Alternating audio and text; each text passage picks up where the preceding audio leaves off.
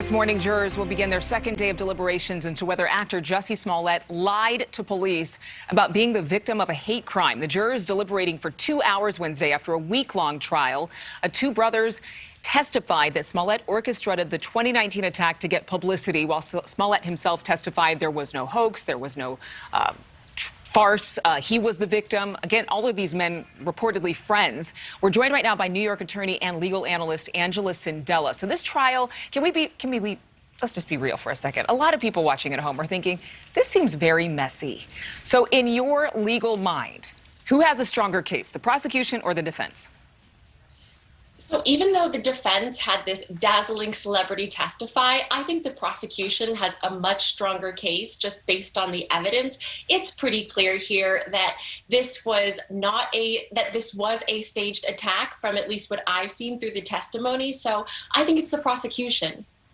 Okay, so with that in mind, what is the most important piece of evidence for the prosecution?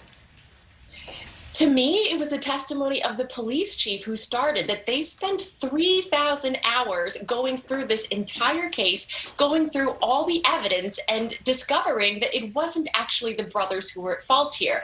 The police chief, to me, was the most compelling witness actually throughout the entire trial, even if Jussie Smollett was the most likable and just connected the best with the jury. So what kind of sentence does Smollett face if he's found guilty?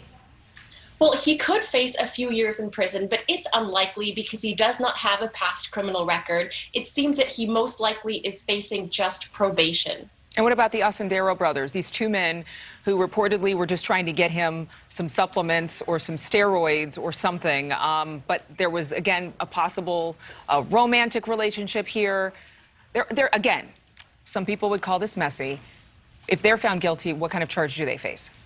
Well, they're not actually on trial right now, so they're not necessarily facing any sentencing. It is possible that the prosecution could then go forth and the state could file separate charges for perjury against them. But as you said, this trial is so messy, I don't think they want to touch this anymore.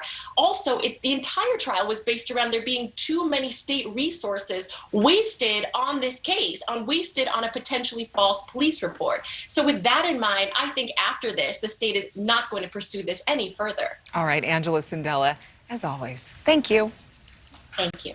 Thank you so much for watching. Make sure to click on the red subscribe button below so you can get more of NewsNation's fact-driven, unbiased coverage.